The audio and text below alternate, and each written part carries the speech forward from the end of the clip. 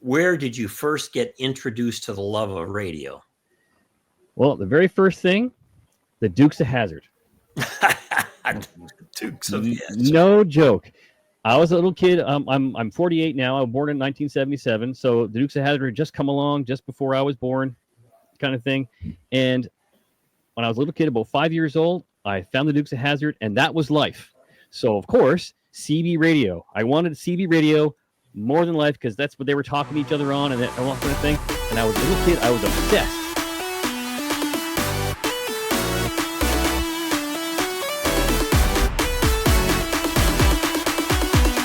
I'm telling you, this is going to be a great show, Tom, because we are going to go where we've never gone before, far, far north into the wilds of Canada. Can you handle that, Tom? I certainly can. And just wondering how the bear hunting is up there.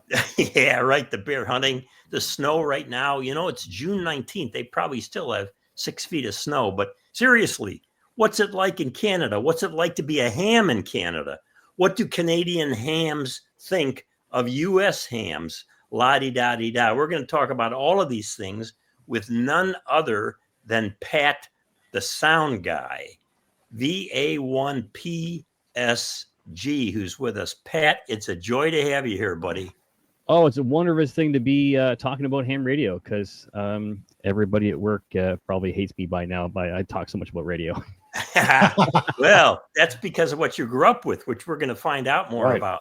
So seriously, we're delving into this with Pat, who's such a great one to go after with this right now. Here's Pat on QRZ, VA1, Pat the sound guy, PSG. And not a lot of interesting stuff there, but it's very interesting, Tom. If you look at this, you see he's in Garland's Crossing, Nova Scotia. Nova Scotia.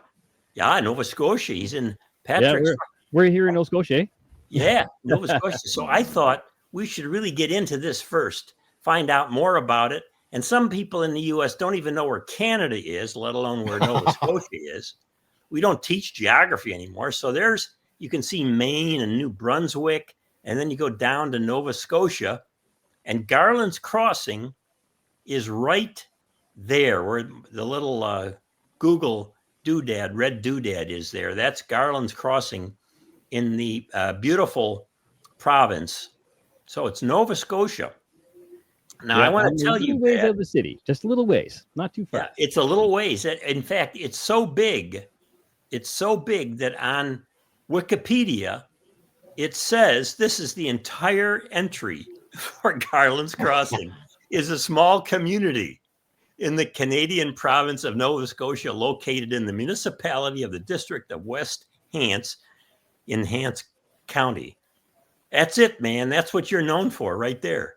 Yeah. It's a burgeoning metropolis. The burgeoning metropolis. We're next to the burgeoning metropolis of Windsor, which is the birthplace of hockey. Yeah. Is it really? Yeah. Fantastic. So I want to tell you that I've always wanted to go there. We are going to get to ham radio, gang, so don't tune out yet. And Pat's got a great story. But first, I want to go back to this one because if you look closely, you'll see just under Nova Scotia there, Lunenburg. Is that how you pronounce it? Lunenburg? Yep. All right.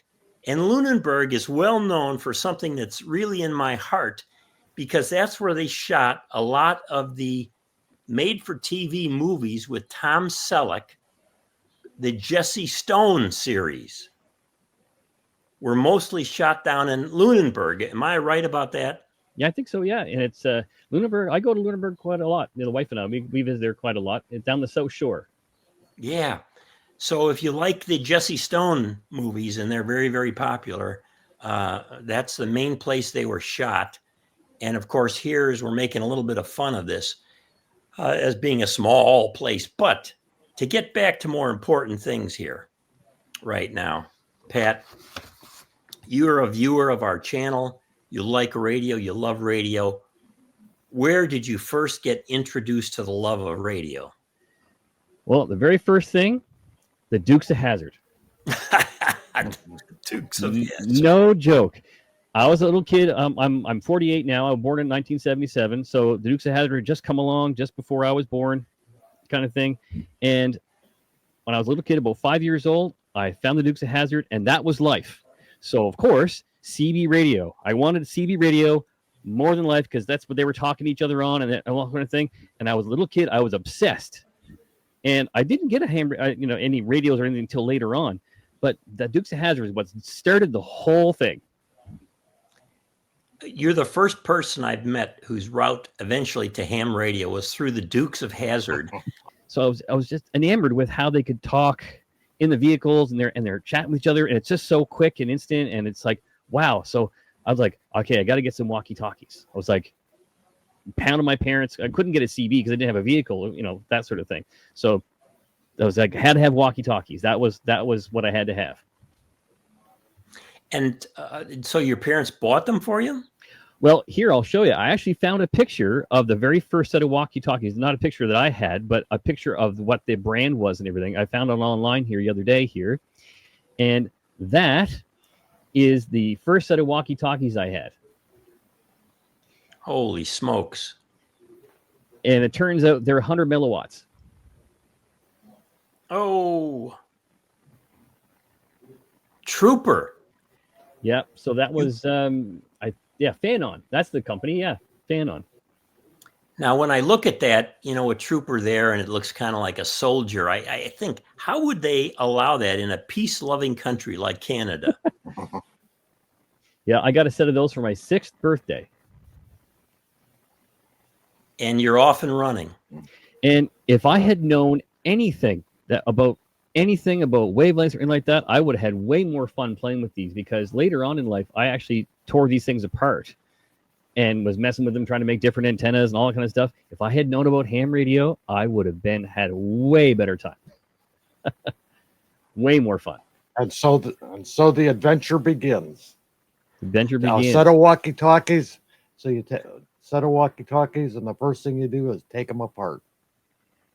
Yeah. Yeah, that's what we all do, pull stuff apart. It's funny, though, an American TV show, which is distinctly a goofy show, and you weren't old enough to, quote unquote, enjoy the babes on that show. You were there enjoying the cars and the running around and talking on a walkie-talkies and the CB sets. And so you got your walkie-talkies. What happens then? Well, my father, we'd be driving around, and he'd point at a car because, and he'd say, that's a ham radio operator. And I'm like, what do you mean? He says, well, you see that license plate there? That says Victor Echo 1, and the suffix would be whatever. And I'm like, what do you mean? So he says, that's how you know a ham radio operator, by their license plate. And I'm like, well, okay. Now, I had no idea at the time significance of that. And later on in life, I'd see that, someone with their license plate, their Canadian ham license, Nova Scotia ham license plate, and I'd see antennas all over the back of the vehicle. I'm like, okay. So, okay. It didn't make any sense back then. And my father was always talking about ham radio operators. He had friends when he was in school and things that were ham radio operators. So he was quite enamored with it, but he never explained anything about it. And I don't think he knew much about it at all. And with no internet, there was no way to say, hey, what does that mean? So that was another thing, was kind of sparked interest, but it was like, okay, well, whatever. And then later on in life, I kind of got into the whole ham radio thing.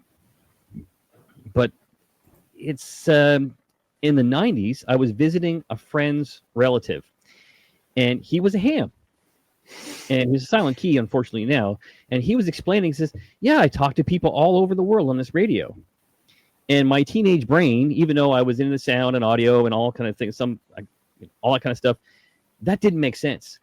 My teenage brain, that did not compute. How could you, because all my exposure to radio was those little walkie-talkies. And they were only line of sight like maybe 100 yards, 150 yards, maybe max, right? So he's talking about this ham radio, showing me his rig and everything. And it's like, this does not compute. How in the heck can you talk on a radio halfway across the world? I'm like, You're pulling my leg. I get it. So amazing that you are growing up were you in Garland's Crossing then? No, I grew up in the metropolis of Beaverbank, which is slightly bigger than Garland's Crossing. And Beaverbank is the home of the Trailer Park Boys. They actually filmed the very first season of the Trailer Park Boys in the trailer park down the road from where I grew up. You're known for a lot of things up there, man. So just to go back a second with your father talking with you about these hams, and you think of Nova Scotia, it's kind of a rugged place, especially in the winter. It's pretty rugged. It's very hilly. We don't have any mountains per se. We have what we call fair-sized drumlins, but everything's hills, all hills. All right. And so were there a lot of hams? You'd see quite a few license plates here and there. You know, you'd see them every once in a while, and my father would point them out and say, "Oh, that's a ham radio operator." But it didn't really click that it was something so cool that if I had only kind of, bugged my parents a little more and asked a little more about it, man, I would have done this when I was like 15 years old or 12 years old or a young kid. I would have been, because I was soldering wires and things and messing with stuff when I was 6 years old. My father gave me the soldering gun and said, "Here, solder." How did you get interested then in getting your own ticket after visiting that ham?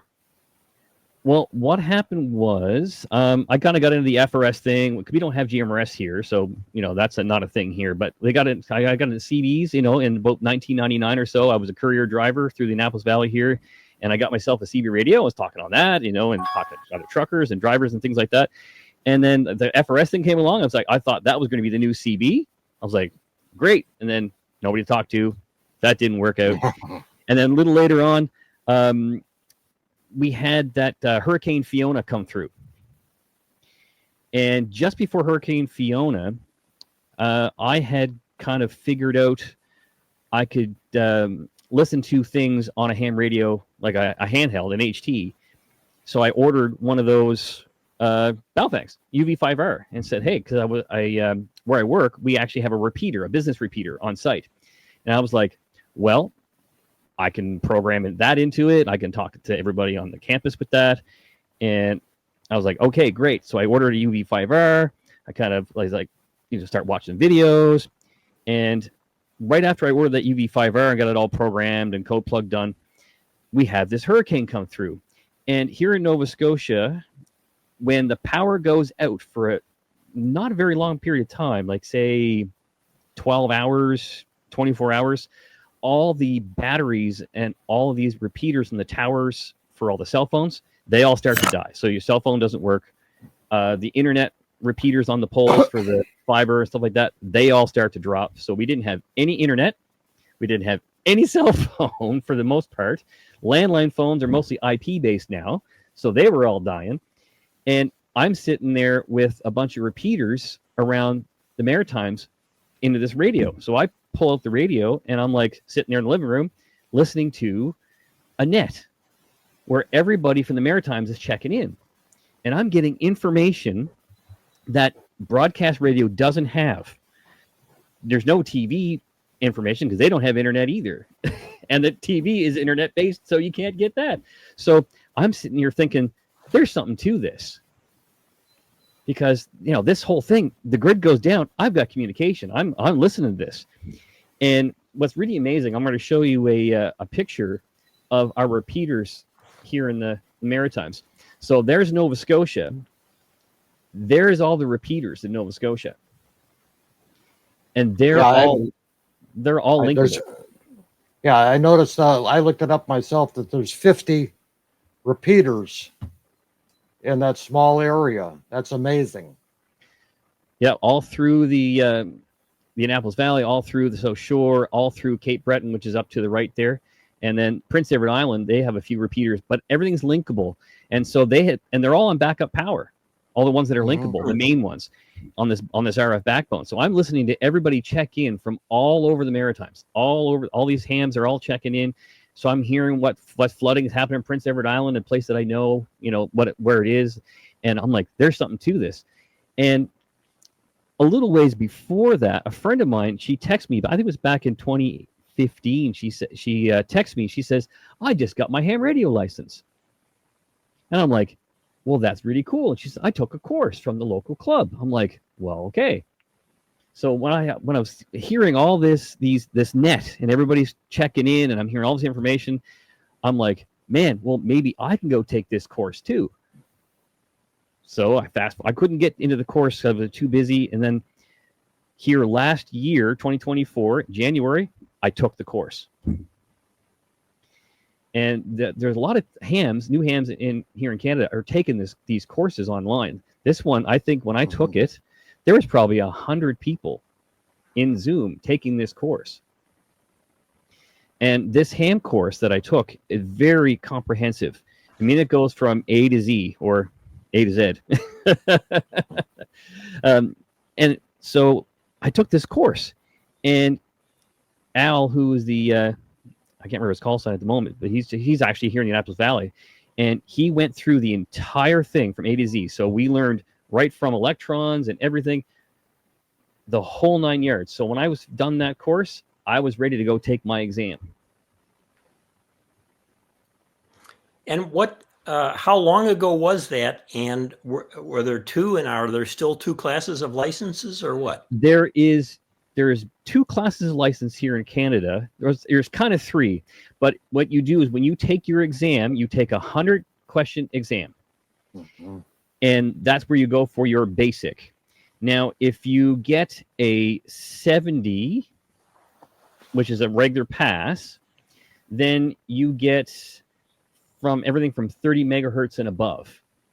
But now, if you get what they call an honors pass, which is 80 or above, then you get access to all of the bands. Every stitch of it.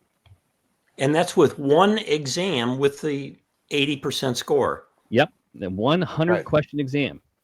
Wow. Yeah, Patrick, I went online and took the practice test myself, and without studying, and I got a 74, so I didn't quite make honors. But I noticed there's also, if you pass the basic, you can also take a 5-word per minute CW test.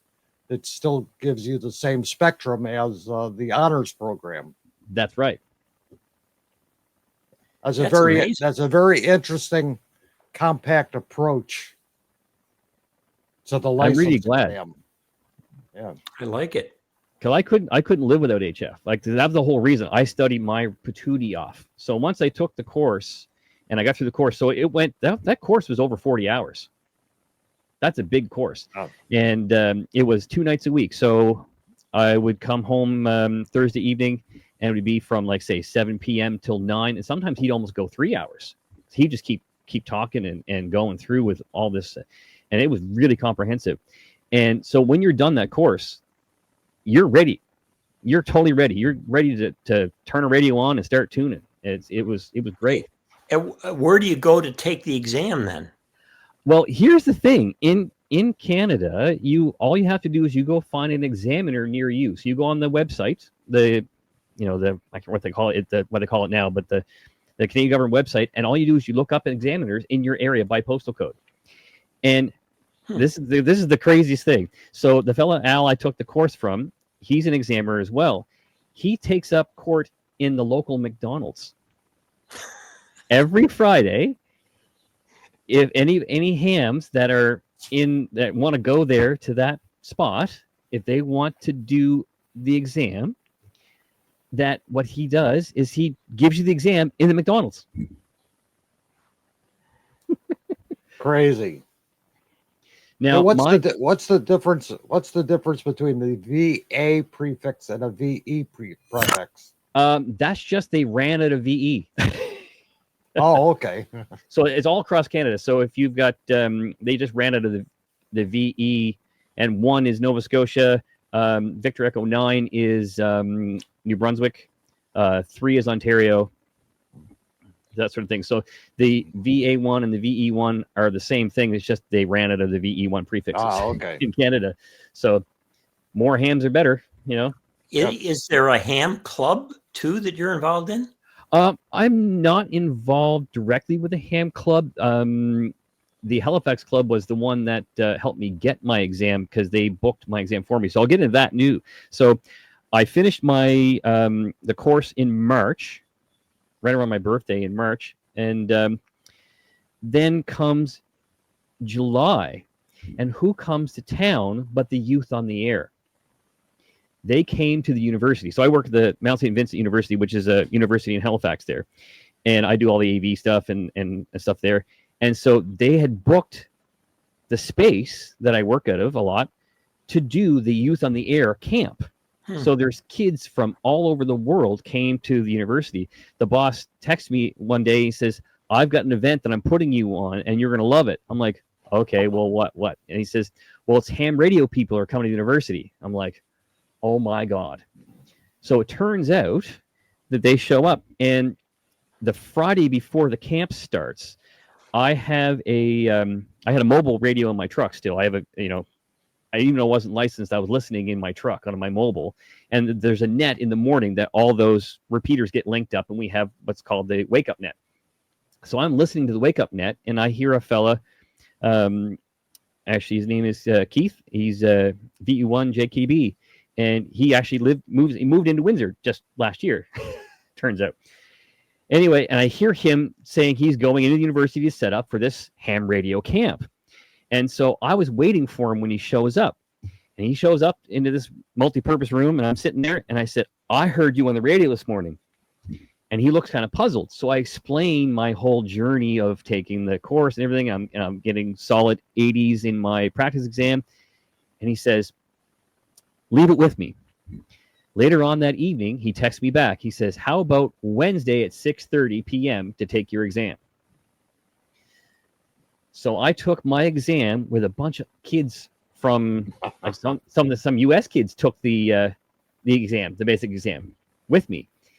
And so I passed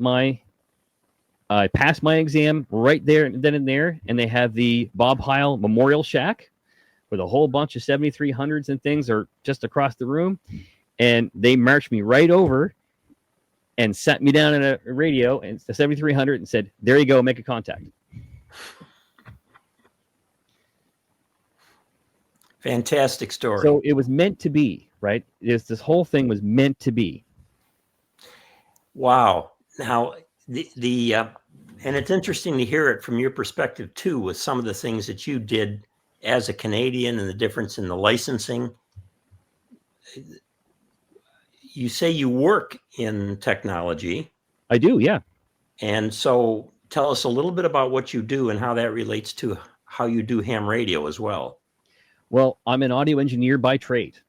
So I used to be on the road and working about 250 nights a year with different bands and things. And so I've been doing sound. I started doing sound and getting to that when I was about 15. I say I'm 48 now. So I've done so many shows and festivals and all this stuff. And so in doing that, especially as a young kid in high school, getting into the whole thing, playing music and working with equipment and figuring out how to aptitude for it, I'm sitting there soldering cables and making cables, custom cables to do different things, adapters and stuff, and soldering stuff and fixing microphones. And so all this sort of thing with the ham radio, this is just an extension of what I do every day. I mean today I was fixing, swapping out power supplies for a mixer, switching power supply and lobbing the end off it and take another power supply, the same thing, and putting the cable back on it and plugging back in the mixer and fixing it. I do that stuff. I make something out of nothing all the time. And this whole ham radio thing feeds into that, my experimentation, need. I have a need to create and build and experiment. And geez, I can take that old battery charger and look, there's toroids in that. Well, one of those toroids will work as an anon, random stuff, and just put it together. That's my whole MO.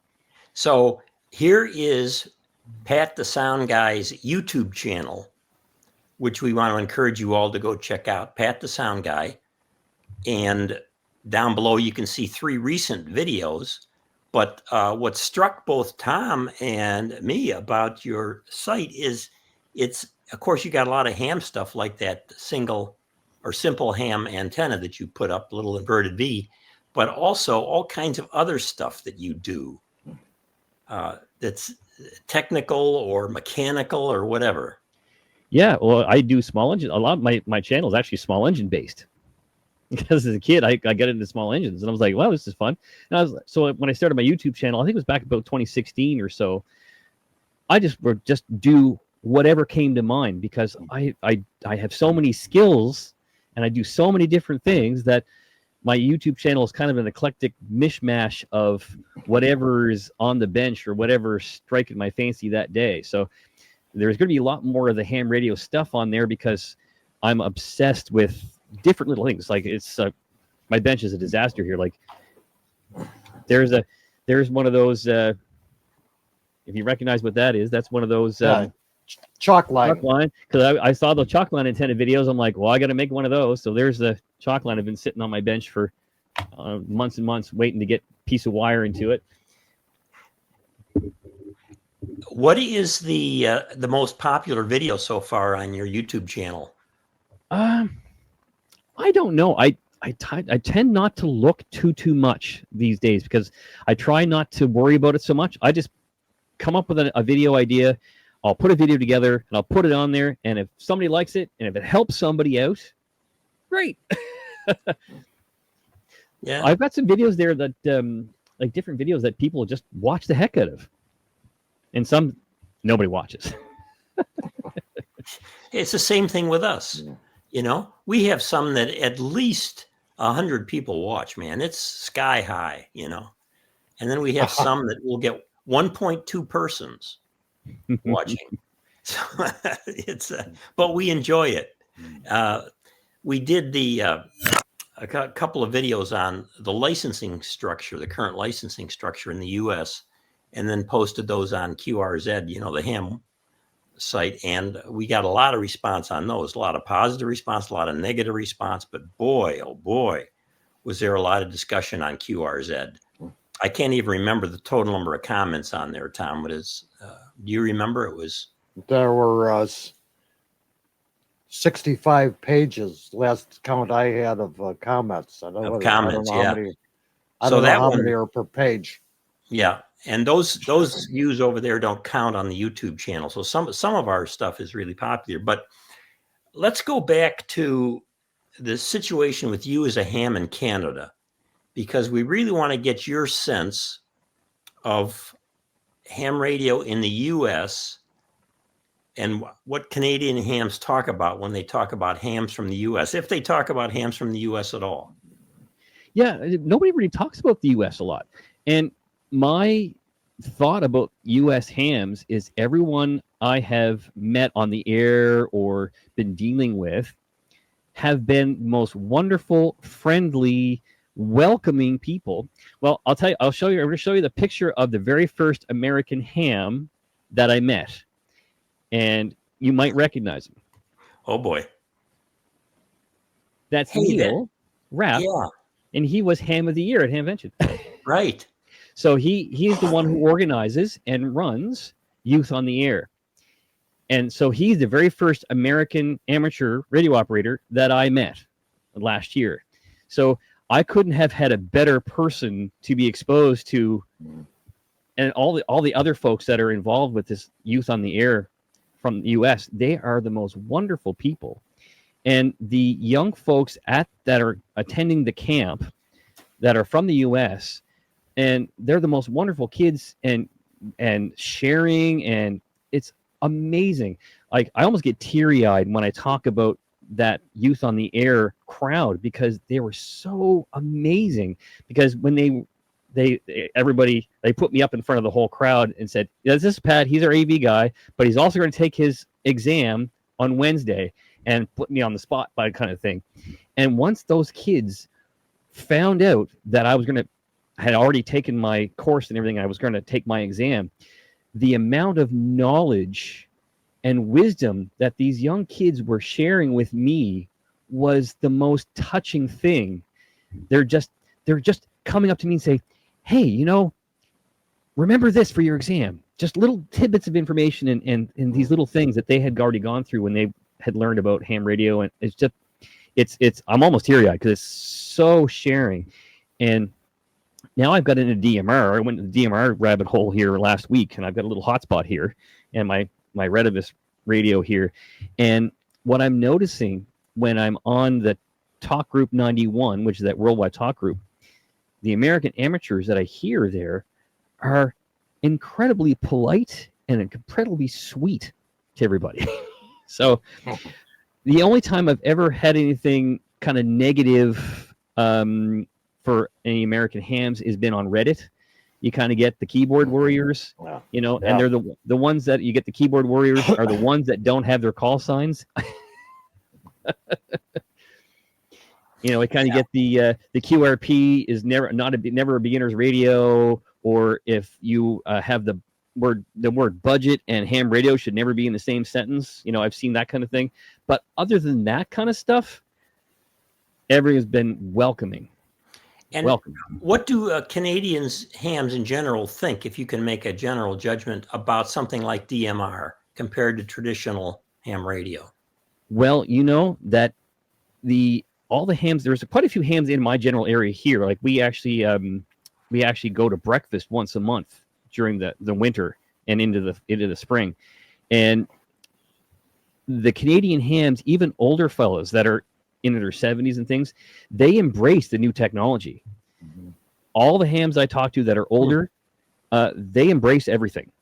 They're into there's a fellow that lives not far down the road. He moved here from Ontario with his wife. They're both licensed, and I think he might be 80 years old, and he is totally into WinLink, DMR, you name it, he's into it. And they embrace DMR. Like there's a DMR net that everybody checks into. That's why I was willing to get into it, because I want to get on this net, because everybody around the Maritimes here in Eastern Canada are all on this DMR net, and all the older fellows are into it. They're into Yaesu Fusion and things like that, or D-Star. So the Canadian hams, everyone I've met, especially locally here in Nova Scotia, they're all about the technology, even if they're older. Tom and I have been wondering about doing a video on the state of Hamfests in the U.S. because it's changed considerably since we were growing up in Chicago. What's the Hamfest situation like up where you are?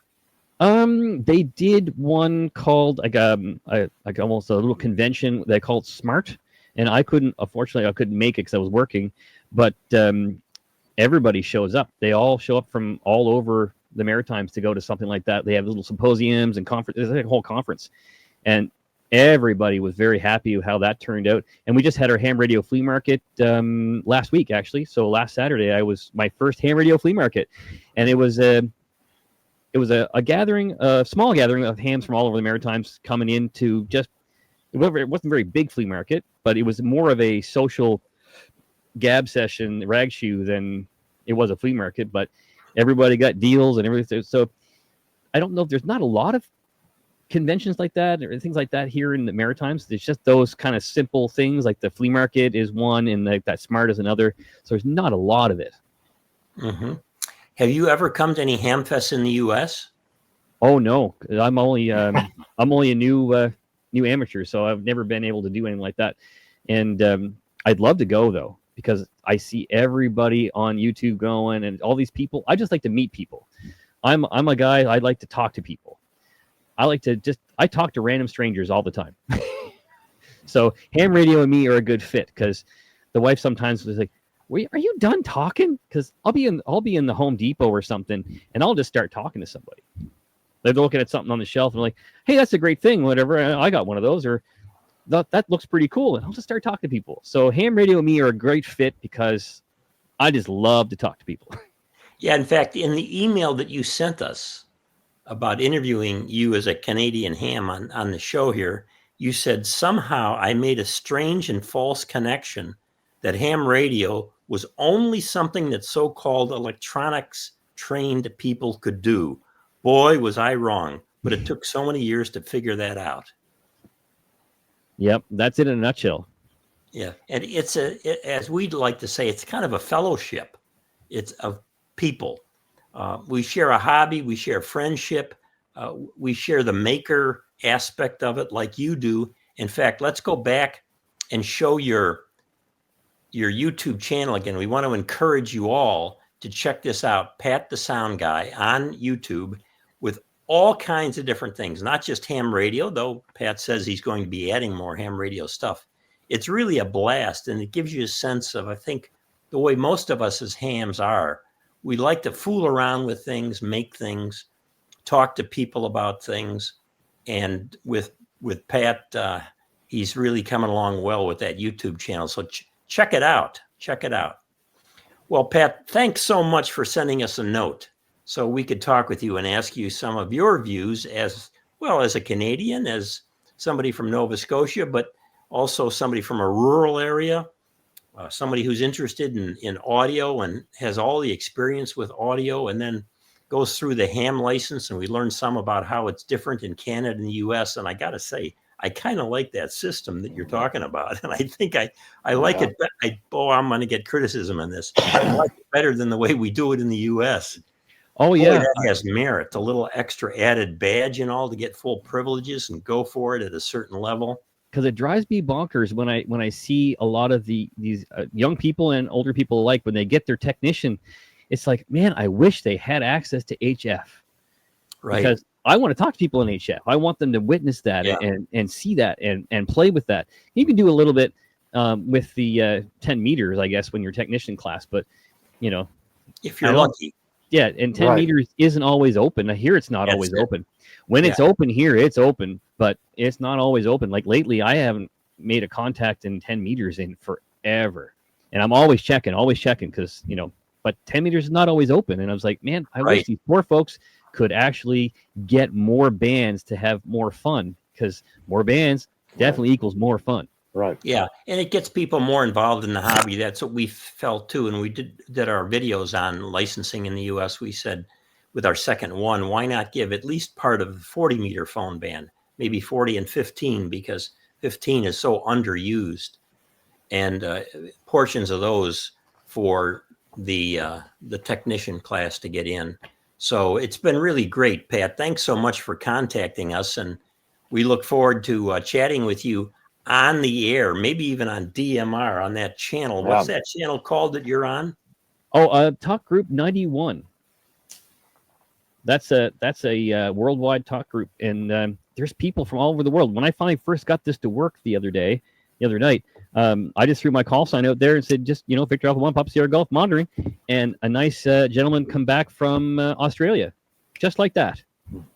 All right. We're gonna look for you on there. Thanks so much, and thanks everybody for watching. Don't forget to subscribe to our channel here. That helps us, and give us some comments. Give Pat some comments, and also go to his YouTube site and see what he's up to, and give some encouragement. He's a new ham, an excited ham, and even us old fogies like Tom and myself should be as excited about the hobby. We are adventurers in the hobby, right, Tom? Right. That's right. And adventures and aficionados. I say you're not old. You're not old. You're experienced. Experienced. That's right. Yes. Right. Our wisdom exudes. Our wisdom comes out of our head, just like our hair out of our ears. All right. 73, everybody. Right. See you, Pat. See you later, 73.